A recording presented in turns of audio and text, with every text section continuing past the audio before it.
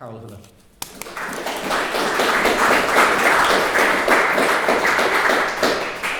Thanks very much, Simon, and thanks to everyone at the Little Museum of Dublin who are incredibly well organised, more so than they are in the academic sphere, I have to say, when it comes to getting events up and running. But also the Little Museum, I suppose, as being a really great hub for social history, and I'm a social historian. There's been quite a lot of political history with the decade of centenaries and the commemoration of 1916, but there's huge public demand for social history, and for that I'm very grateful.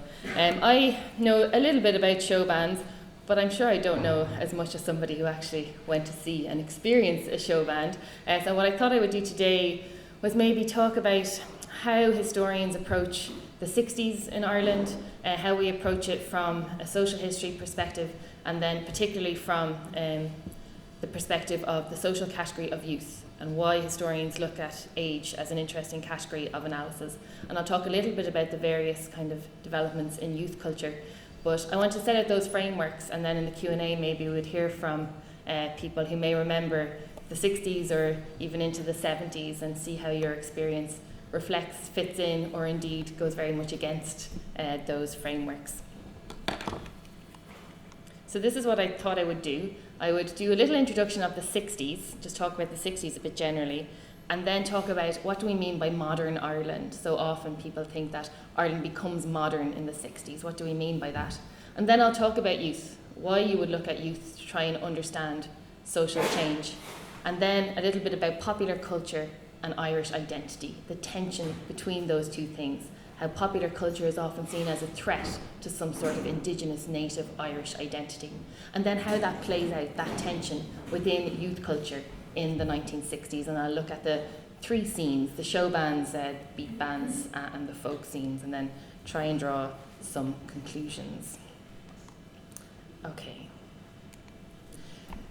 So to start, I'll talk a little bit about the 60s. So in the popular imagination and amongst the academics, the 60s is usually presented as a period of cultural transformation.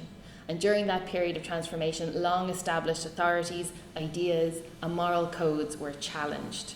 And often the rising affluence then, associated with many industrial societies in the 1950s, is presented as a base or a prerequisite for the cultural change that happened then in the 1960s.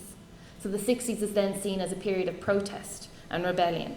And the new ideas of the 60s are often seen as being very progressive ones or very damaging ones, depending on where your own personal politics lies.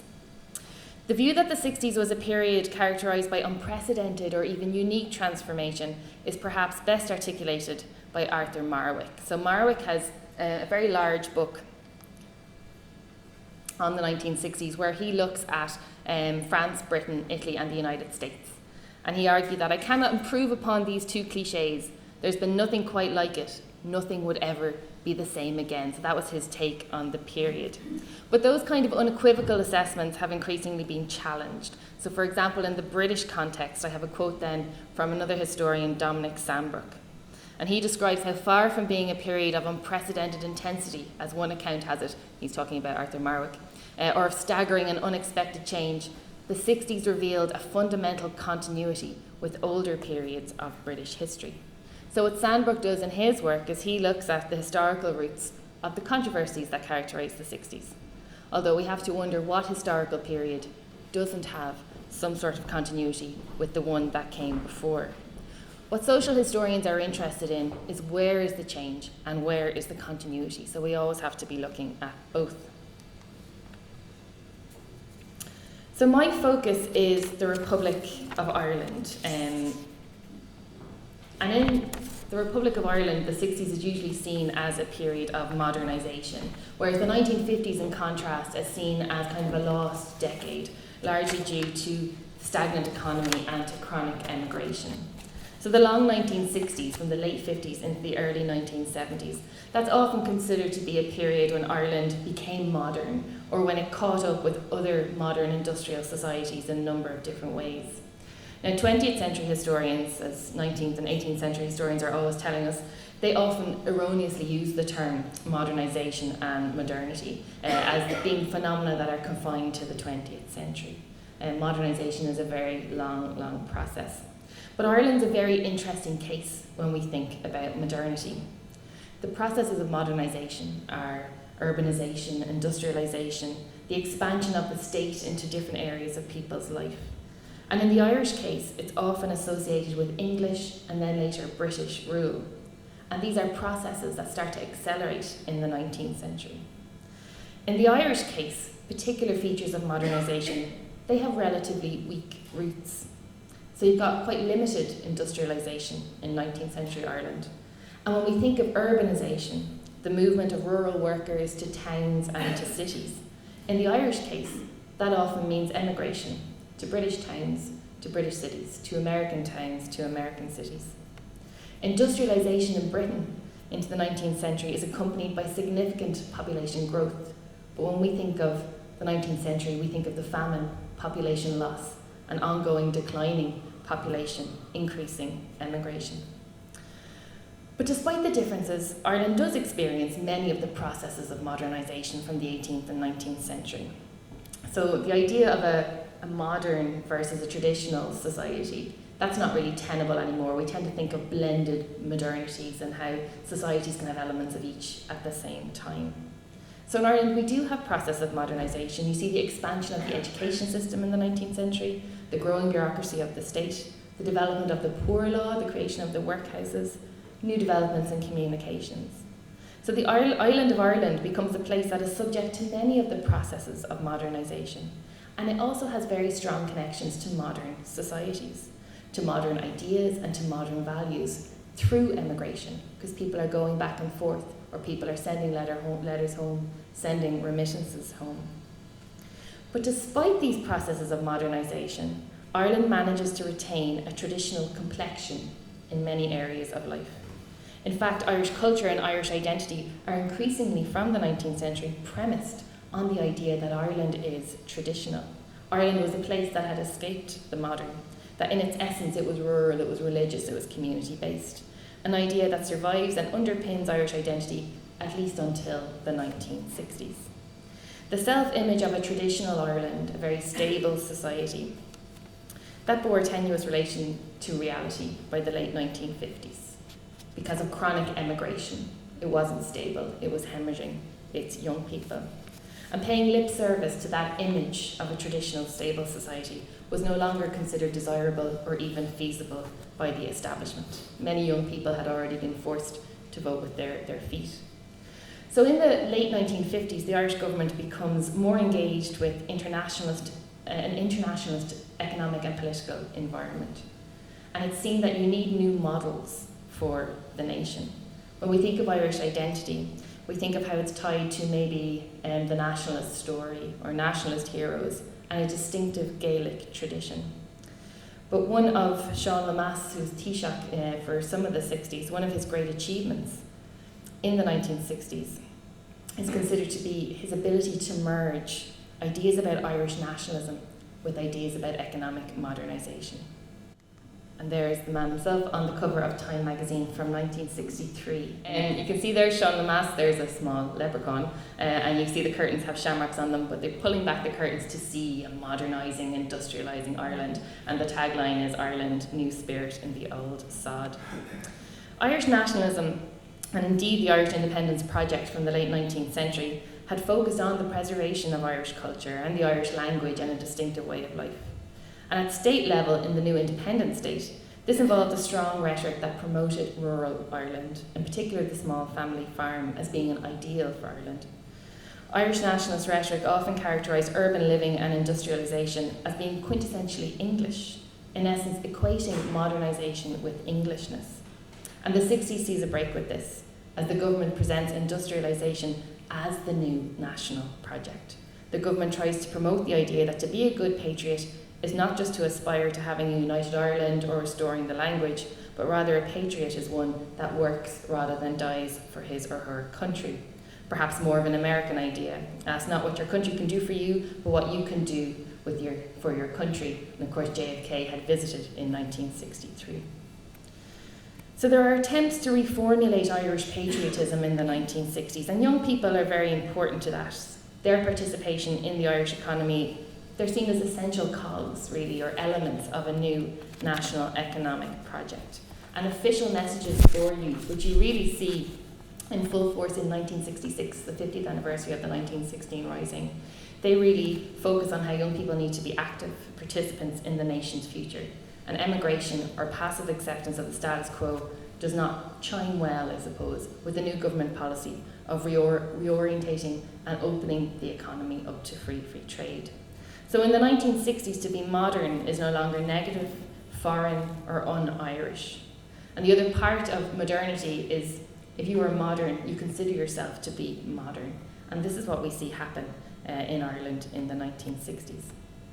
So in the early 60s, which is really the late 50s, so the 60s go from about 57 to 73 for most historians, but the early 60s is seen as a dramatic watershed in Irish history because the numbers emigrating start to fall, and this is usually linked to an evolution in government policy.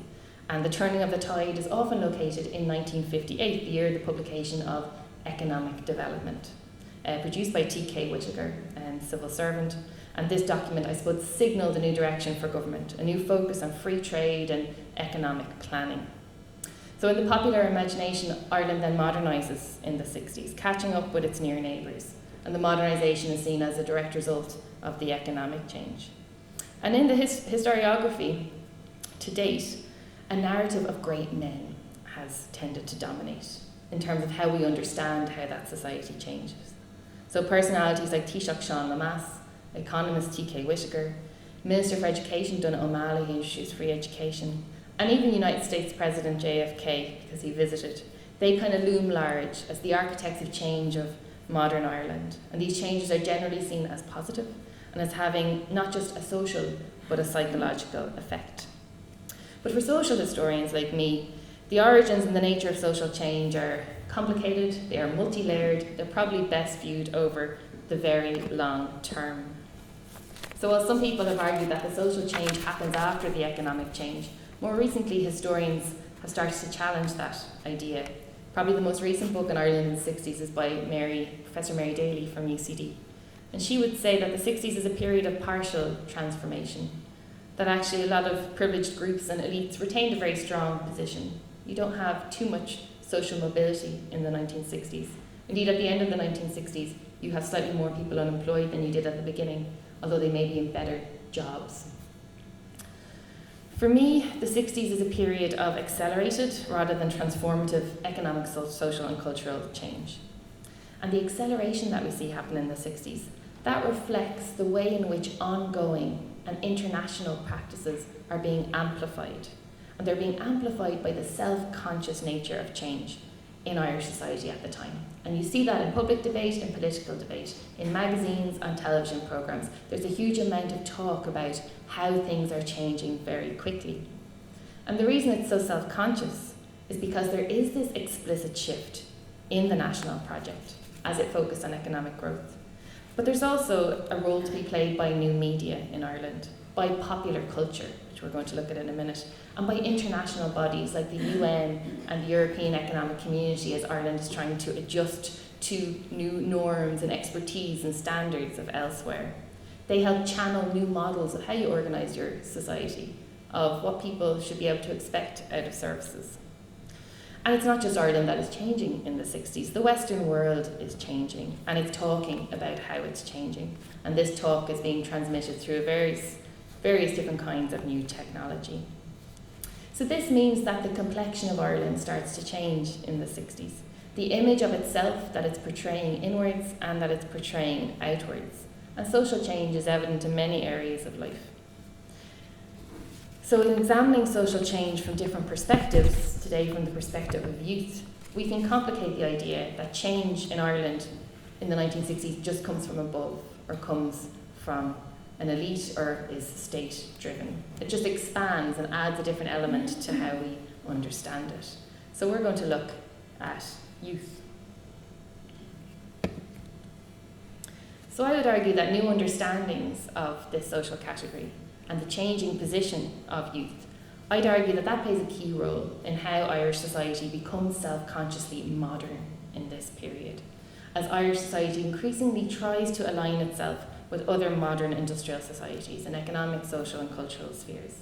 And the way in which youth is conceived and debated in Ireland by adults shows you a lot of the tensions and the priorities in this period of accelerated modernisation. So youth can be generally defined as a period in the life cycle when a person has ceased to be a child, but they haven't quite yet become an adult. They haven't achieved full adult status.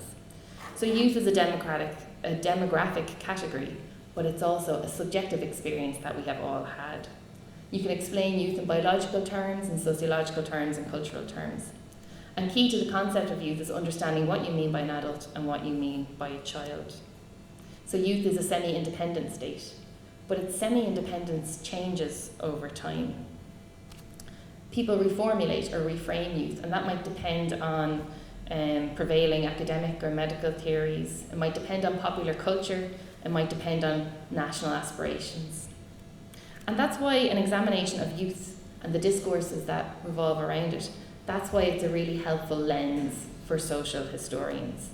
So if you take a place like Ireland, whether or not young people are in work or in school, whether they're in education, whether they're in education or whether they're emigrating, whether they engage in a commercial leisure activity or a traditional leisure activity, what are the expectations that parents have of youth? What kind of frameworks has the society established to cater for youth, for their leisure time, for juvenile justice system? That all tells you a lot about that society. In a traditional society, young people are expected to carry on the traditions of the past. But in a modern and a modernising society, youth represent an improved future and a different future. So in the 60s, youth was increasingly viewed as the key to a successful future, and it becomes a pivotal point around which a new national project of economic growth hinged. So young people's development, their education, and their character all take on new significance. But at the same time that they're seen as so important for the future, Irish young people are engaging in a transnational youth culture that is fairly commercial, but it's also challenging. It challenges the establishment. So young people have become increasingly important, but now they're being seen as increasingly dangerous. When I say youth, what do I mean in terms of age? Age does matter when you're looking at youth, but it's very fluid. It depends on how you're defining youth, whether it's economically or biologically. Currently, our understandings of young people usually focus on the age of majority, usually imply a group of people who are in full-time education. But understandings of youth have shifted over time. So the first teenagers, including working youths, who were in fact beyond their teenage years. So in 1959, Mark Abrams produced highly influential market research, and he published The Teenage Consumer. And he described British teenagers as unmarried young people aged between 50 and 25 years. Similarly, the French, they described their teenagers as those between 16 and 25, or more generally, the under 25s. So from your mid-teens to your early 20s, the understanding of a teenager in the 60s were those who had maybe left school but had not yet gotten married. So it reflected the average marriage age and the school leaving age. So we do the same with Ireland, and we see that in the various kind of magazines that are created at the time for young people, or the newspaper columns, they focus on the teens and 20s. So this would imply a slightly larger category than in Britain and France, because the school leaving age is a little bit younger and the marriage age is a little bit older. But Irish youth then are a very big group. They encompass young employees, school pupils, relatives assisting on the farm, third-level students. And while the impression of a new group of classless consumers, which is what dominates in the 1960s, are seen as being a new generation. Generation becomes a very important lens to look at society. But actually, class, gender, and where you're from, whether it's urban or rural, makes a very big difference. If we look backwards at the position of youth in Irish society, I suppose traditionally, young people in Ireland were very much disempowered. They had limited rights and prospects, and that was reflected in the economic and the inheritance dynamics. The latter often delayed maturity, so people who lived on a small family farm would have to wait until their father was very elderly before they could inherit and marry. Therefore, you could have people being referred to as boys well into their 1940s. Those who engaged in industry, worked in factories, or those who worked on the farm, they often received relatively little in return for their labour. And hence you have a lot of American anthropologists coming to Ireland in the 1930s through up to the 1970s, who are studying the impact of delayed inheritance and studying how youth has so few options. And then you've got high levels of this youth emigration in the 1950s, and that really serves to emphasise how disempowered young people are. In the 1960s, there's a bit of a shift. You've got the end of chronic emigration, although not its complete eradication, but it means you get a more youthful population. So the most notable demographic change from 61 to 71 in Ireland is the growth in the number of young people, from about 15 up to 25. That group increases by 20%, or 90,000 people. And what's interesting about this growth is that it marks the reversal of a trend. So from the 1930s on, that group had been getting smaller, and now they start to get bigger again. And then if you think of the economic role of young people, everywhere in the world really, it's impacted by two major factors: the decline in the significance of the family farm, where juvenile labour is key, and then the extension of formal education. And so the post-war era sees changes in both these things. The family farm is declining as a feature, and more people are moving into other jobs, and education becomes free in 1966, rolled out in 67, but actually the numbers going into second level education are increasing before that. So these changes, combined with a new emphasis at a national and international level on the importance of youth as an economic asset, give youth a new significance. They become particularly visible on the economic front, but as we'll see now, also on the cultural front. I'll come back to that in a second. So I'm going to talk a little bit about popular culture then and Irish identity. The threat of the foreign is a running theme in discourses around Irish popular culture. So long before the 60s, there were concerns that Irish culture generally and popular culture in particular were dominated by foreign influence, and that there was in fact little distinctly Irish about them. So here we have Douglas Hyde in 1892, founder member of the Gaelic League, which promoted the Irish language, and later the President of Ireland. So in 1892, he said, "I would earnestly appeal to everyone, whether unionist or nationalist, who wishes to see the Irish nation produce its best, to set his face against this constant running to England for our books, literature, music, games, fashions and ideas. I appeal to everyone, whatever his politics, to do his best to help the Irish race to develop in the future upon Irish lines. Because upon Irish lines alone can the Irish race once more become what it was of yore, one of the most original, artistic, literary and charming people of Europe." Hyde described the irony of Irish people claiming to hate the country at which every hand's turn they rush to imitate. So there were concerns that an Indigenous culture is being undermined, an Irish or Gaelic culture is being malaffected by foreign influences, but there was also concern that these foreign influences were morally dubious. And you can see this very clearly in the censorship legislation which is brought in the early 20th century, where the focus is really on sexual morality and contraception. By the 1920s, American popular culture was just as much a concern as English influence. So American jazz and swing created a fever of dancing amongst Irish youths, and the growth of the commercial dance hall provokes a lot of clerical censure and legal regulation. You have anti-jazz campaigns in the 1930s launched by Catholic clerics and cultural nationalists. In the 1940s, one cleric lamented, "We cannot be sons of the Gael and citizens of Hollywood at the same time." There's a tendency to think of both British and American forms of popular culture as being welcomed by ordinary young people, but despised by traditional bodies like the Catholic Church and even the Gaelic Athletic Association, the GAA. But actually, there are fairly ambiguous attitudes to foreign influences, even during the 1940s and the 1950s.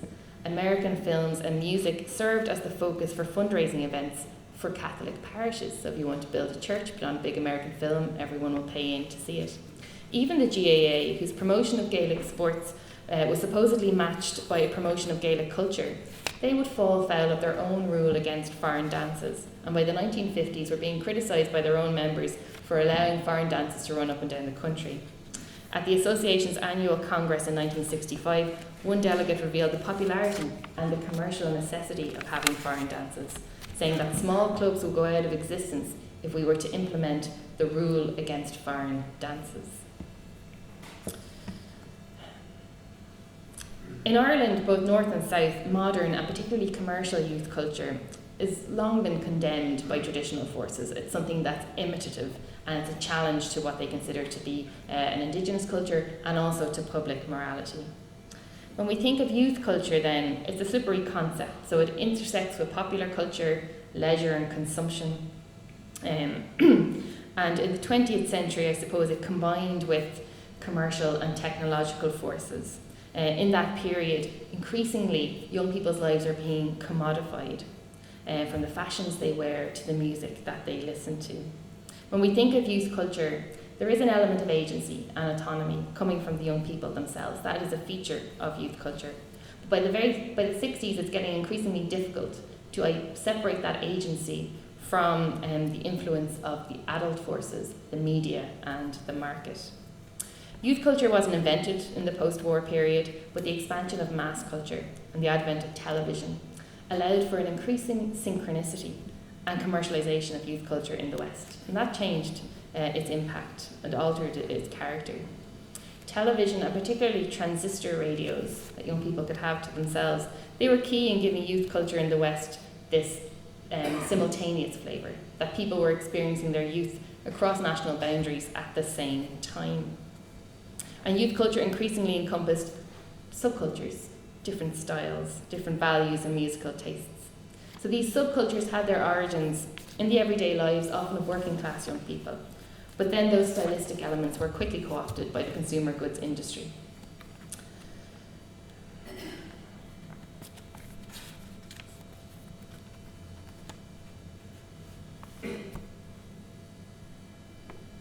So in the 60s, youth is increasingly recognised as an important cultural grouping, and they're setting standards not just for young people, but also in terms of style, fashion and music for the whole population. And Irish young people, because you have an improving economic situation, are increasingly well placed to engage with an international youth culture and also to make it their own. So Father Walter Ford, who was an activist in the field of youth welfare work, in 1967 he expressed concerns about the influence of English teenage culture on Irish youths, this being a very long-standing issue. So he wrote, "First, fashions in clothes and hairstyles increasingly follow the English trends. The amount of money spent by them on records, dances and clothes is a new feature of Irish life. Drinking among them too is becoming more common. Second, the recent popularity of beat clubs in Dublin, where all 11 were opened in the last 18 months, shows their desire to have a recreation of their own. Finally, the increasing distances that many of them frequently travel to dances, their rather expressive response to pop idols, their apparent lack of energy for anything else, the decreasing interest in sport which is being replaced by mass passive recreational activities are all alarming." So there's a lot of concern about young people by the 1960s. Now we see very similar comments in Britain in the 1950s. 10 years previously, the British magazine Everybody's Weekly had the same concern about the influence of American youth culture on British youths, asking its readers, are we turning our children into little Americans? So this kind of unease, just the same as Walter Ford's, it reflects how fluid youth culture is, particularly in the post-war period, and how international it is. If we think of subcultures like the mods, who originate with a small group of young people in England in the early 60s, but the associated music and fashion travel very quickly, allowing for the emergence of Irish mods who can buy a miniskirt or slim-fitted trousers in Even Stephen, a mod shop, located over Club Arthur, a beat club in Dublin city centre. In many ways, the concerns provoked by new forms of popular culture in the post-war era reflect a very long and continuous debate, but there are some new elements to consider because of the changed position of young people in society. Post-war economic growth resulted in higher levels of disposable income, and they had access to this expanding then entertainment and leisure industry. And in Ireland from the late 50s and early 60s, you're seeing urban areas start to grow, the creation of more clerical and factory employment, and wages increased significantly throughout the 60s. There isn't, as I said earlier, a huge increase in the number employed. Actually, there's an increase in unemployment. But people are moving maybe from the farm where they're giving their labour for benefit in kind. They're moving into waged jobs, and therefore they have a little bit more disposable income. And that allows them, facilitates their transformation as teenagers in the more commercial sense. When we think of teenagers and we think of the late 1950s, we think of rock and roll. Personal leisure, the expression of yourself through your consumption and through your music. And that's a real part of a commodity-driven youth culture, and it's really epitomised by the popularity of American rock and roll. In the new social climate of the post-war period, young people were called teenagers. Teenagers are economic actors. But underlying the teenager, that concept, was a biological one, and that's the concept of adolescence. And that's, I suppose, a psychological concept. And the idea of adolescence had emerged in the late 19th century. And that meant that teenagers, being a teenager at that age, that was a period of personality formation. So there's great concern that these teenagers are going to be manipulated by the market because they are so vulnerable because of their adolescence. So what you see is that concept of adolescence underlying that of the teenager, and you see a lot of concerns from adults. Rock and roll music, films for teenage audiences, fashion and television, they were all seen as negative influences on young people in this process of personality formation. So adults are afraid that teenagers will be manipulated and corrupted by commercial products. And then you see a surge in concern about juvenile delinquency, both sexual and criminal. And in the 1950s, the debate usually focuses on working class teenagers because they have more disposable income. But towards the end of the 60s, it's the middle class student population is becoming a concern because they're seen as harbingers of a counterculture. The term teenager comes from the United States, so new developments in youth culture could often align with Americanization, but cultural transmission doesn't just work one way. So by the early 60s, you have very distinctive British youth culture that was influenced by American cultural forms, but then becomes exportable in its own right. So when we think about an Irish youth culture, we have to think about the fluid nature of cultural transmission. Adaptation, the blending of the foreign with the familiar, they're key features of youth culture in the West. And Ireland is unexceptional in this way. So you have these self-appointed kind of guardians of Gaelic culture and Catholic values, and they long claim that commercial youth culture has no roots in Ireland. But you see the adaptation of British and American music and its infusion with an Irish sensibility by the likes of show bands. And you see the emergence of an international subculture that focuses around folk music, which has an Indigenous Irish quality. And what you're seeing in the 60s is the complication of the idea of what is it to be foreign or what is it to be Indigenous. And so in the 60s then we're seeing new ideas of what it means to be Irish. And therefore censorship, isolation, the protection of Gaelic culture becomes less feasible, for many less desirable, and for others totally unnecessary. So just to go back to rock and roll transcends international borders in the 1950s in the way that jazz had in previous decades. So it first emerged in the United States, where it's consumed by affluent American teenagers, but it very quickly penetrates both Britain and Ireland. Rock and roll was immediately associated with deviance and subversion, and this seemed to be confirmed then by the so-called riots that occurred at showings of the film Rock Around the Clock in 1956, riots which even happened in Ireland, although once you start to closely read the newspaper coverage, instead of riots you could have overcrowding or dancing in the aisles. The extent of the riot, they all seem like very, very mild riots. In the 60s, rock and roll does penetrate Irish ballrooms, but its form is one that is very much accepted by the mainstream, and it wasn't associated with deviance or subversion, because in the 60s it is show bands that play rock and roll, and show bands emerge as a transitory cultural phenomenon. Here we have the Mystics from Boyle, which is just one of the very many. So what is a show band? Show bands perform cover versions of popular music and also other kind of Irish songs. So they're offering their audience a sound that is contemporary and yet it's uniquely Irish. So show bands travel the country and they give many Irish young people an opportunity to hear the songs they listen to on the radio, to hear them performed live and to dance to them. So they represent an Irish adoption and adaptation of British and American subcultures. So they're playing British and American music. It's a nationwide phenomenon, so it originates in Northern Ireland, so it transcends the border. There was often a lot of people in a show band. They could have up to 8 or even more members, and they replaced the larger orchestras that had played for ballrooms before. And they would also have a brass section. These bands are cover artists, and the fact that they're merely cover artists imitating British and American music, that would have rendered them unfavourable to certain traditionalists who felt, well, this isn't representative of Irish culture. But actually more people felt that they were distinctly Irish, and despite their imitative character, in themselves, show bands were an Irish national phenomenon. And this is expressed very clearly by a young woman from Limerick who writes to the Evening Press in 1965, voicing her disgust at the injustice done by an Irish DJ to one of Ireland's finest singers, Dickie Rock. She writes in, "I know from my own friends, and I'm sure there are countless other people all over the country who feel as I do, that Johnny Mathis' recording of Every Step of the Way should not be played while one of Ireland's leading vocalists has this record on the market." This kind of thing is certainly not happening in England, nor in America for that matter. Also, listening to Radio Luxembourg every night, I hear 1, perhaps 2 Irish records being played, and quite late at night too, for fear it would interfere with sales of their own. One must hand it to them anyway. They at least are loyal to their own, be they good or bad. So you can see how show band artists copy other records, but those same records may be being sung by another artist at the same time. And there's a real national kind of take from this young person. She loves them because they are Irish, and the song is important, but maybe not the most important thing. So for this letter writer, the Irish identity of Dickie Rock is not complicated by the fact that he's singing a non-Irish song. They were Irish, largely young males, and they were providing live entertainment to Irish audiences.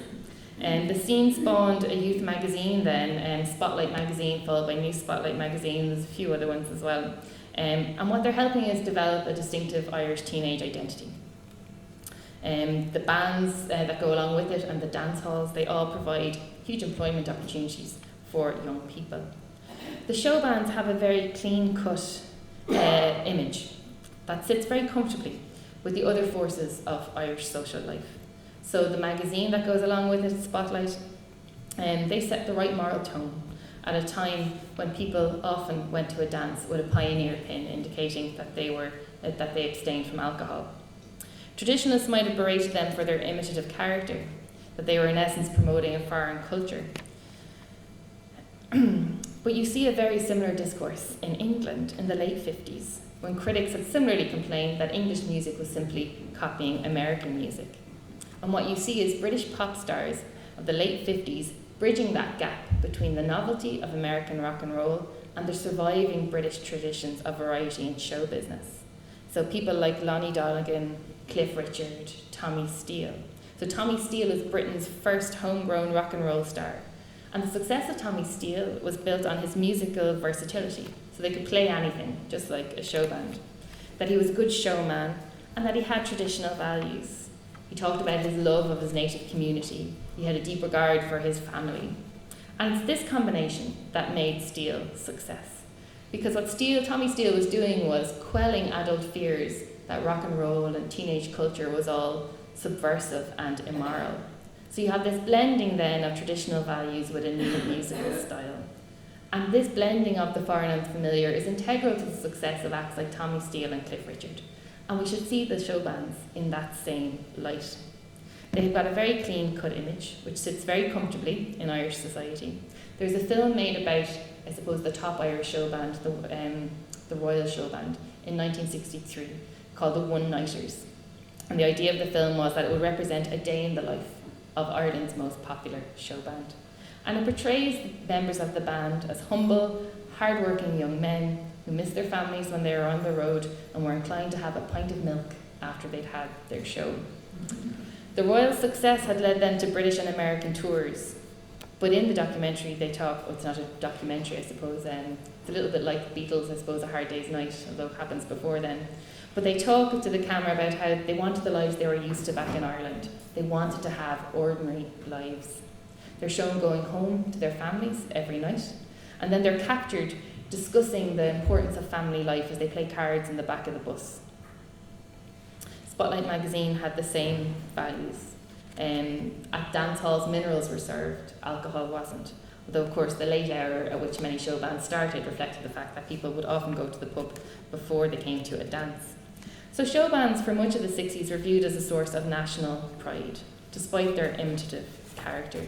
They were Irish youths playing music for Irish dancers. But the fact that they were inherently Irish and that they had adapted,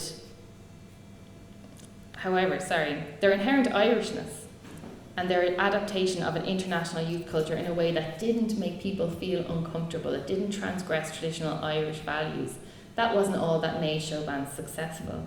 Because Irish identity is changing in the 60s, the place is becoming much more internationalist.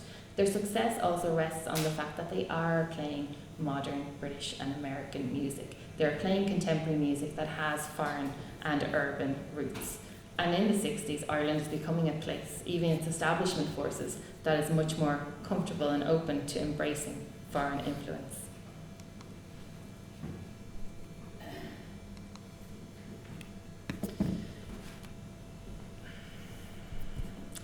The nationality of show band performers and their proximity to their audiences solidified their Irish identity for many. But the origins of the music that they're playing is more complicated. So rock and roll is undoubtedly American. But the origins of British beat music and folk music, these last two scenes I'll mention, that sees this kind of international resurgence in the 60s, there's a very layered backstory to those musical tropes. Keith Guildhart, he suggests the possible significance of a large Irish emigrant community in Liverpool, as well as the more obvious transmission route of American army bases for rock and roll. He suggests that this all contributes to the emergence of beat music from that city. So it was the Beatles, I suppose, that signalled a kind of British rebirth of rock and roll. And their popularity produced numerous beat groups around the world. The beat or the group scene and the folk scene, they both provide significant competition for Irish show bands. So the beat scene, how is it different? Well, they're guitar bands. They don't have a brass section. They don't have a variety element. They could be playing the same song as a show band, but they'll be playing it in a different way and they'll be wearing a different outfit. They had different aesthetic values to the show band scene. And the show band scene was organised very much as a business, whereas the beat scene saw itself as having more artistic aspirations. The beat scene isn't something that just happens in Ireland, obviously. This spirit of emulating the Beatles happens all over Europe. British music is taken up by continental amateurs. In France, the bands were referred to as the yeah-yeahs because of the prevalence of the term yeah in pop music. And in France initially, they adapted it. They would take a Beatles song and they would sing it in French. Most record companies thought you would have to sing in the native language. So European audiences would see those kind of groups as living jukeboxes, that you play the song that they know.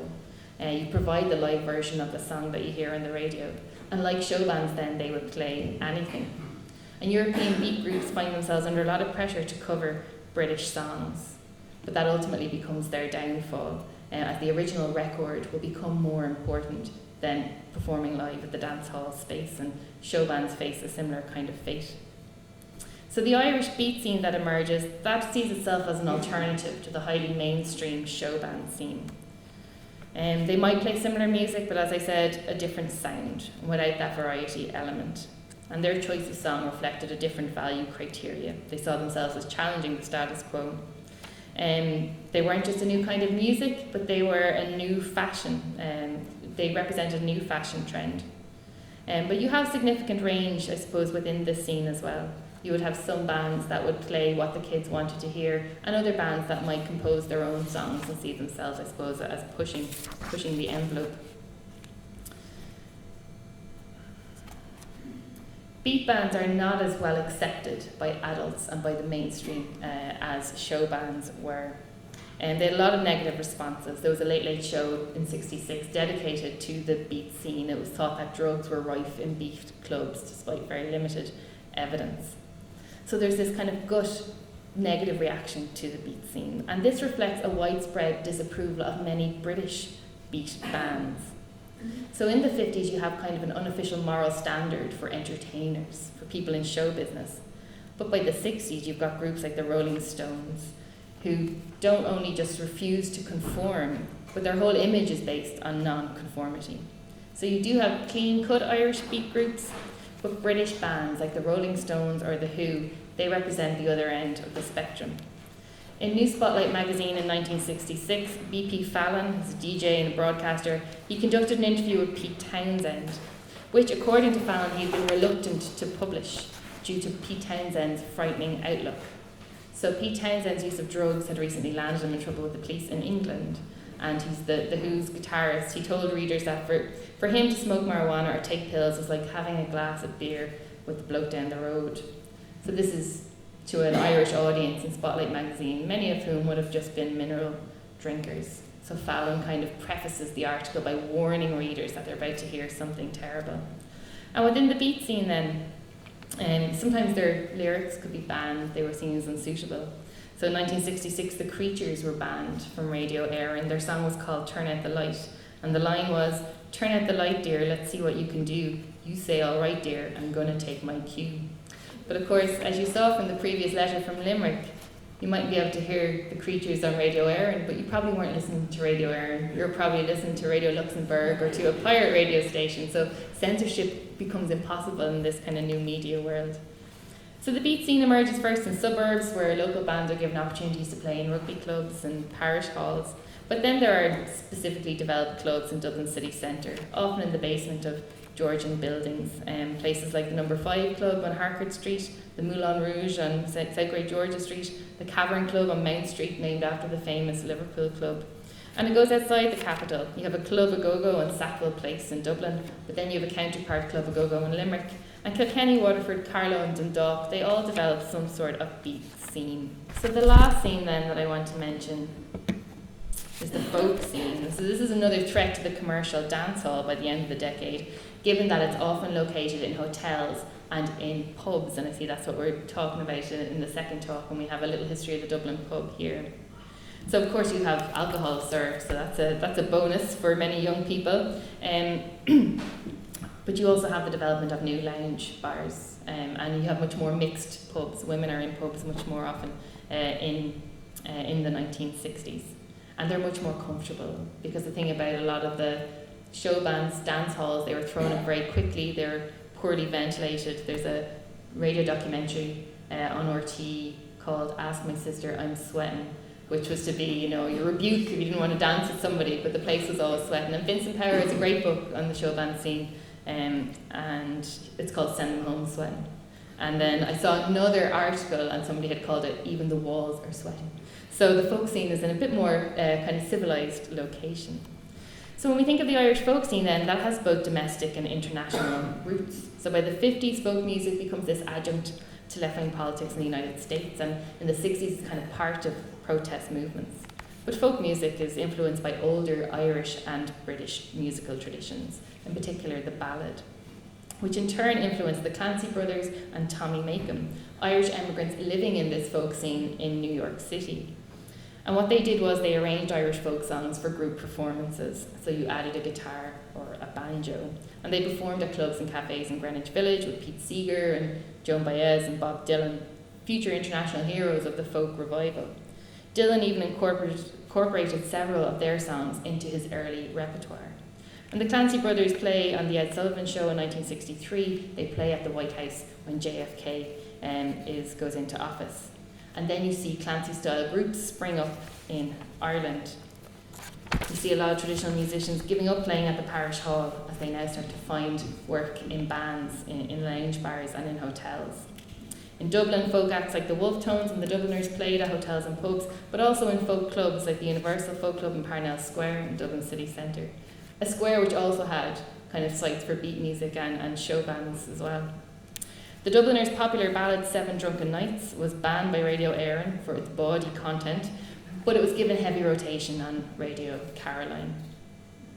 While the values associated with modern youth culture often jarred with traditional Irish cultural values, the folk scene operates in a very ambiguous space, because it also represents cultural continuity.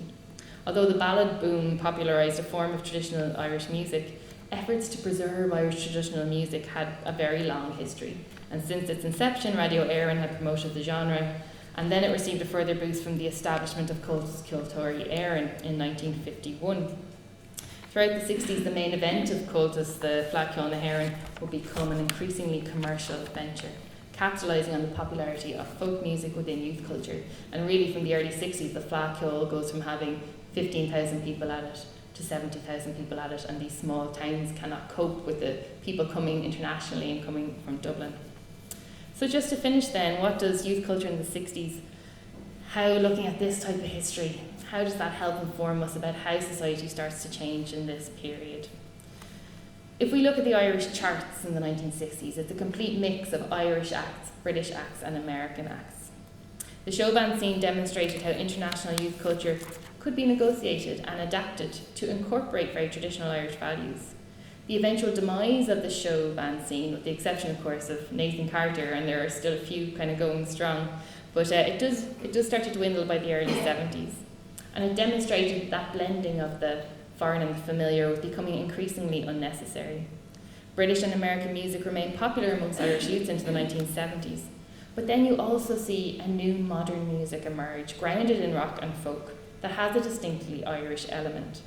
Original bands with their roots in this rock and folk scene, such as Thin Lizzy and the Horselips, they mark the emergence then of a distinctly Irish popular music.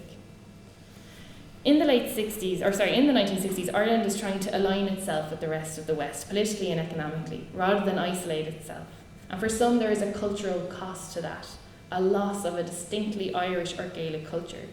But as you can see from my earlier slide, Douglas Hyde had been talking about the same thing in the 1890s. So that's not something new that happens in the 60s, it's a longer process.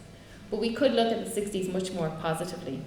While the show bands were imitative and represented this blend of the foreign and familiar, out of the folk and beat scene, we see the evolution of Irish popular culture in terms of a new type of rock music that in turn influenced popular music internationally. So from the interaction with so-called foreign culture, you get a distinctively Irish sound, whether it be the Horselips or Thin Lizzy or U2 or the Cranberries. So in essence, I hope this paper has given some insights into maybe how social historians look at the 60s rather than more traditional political historians, and the significance of youth, young people and youth culture in that social change, and ultimately how social change comes from below and not just from above. Thanks very much.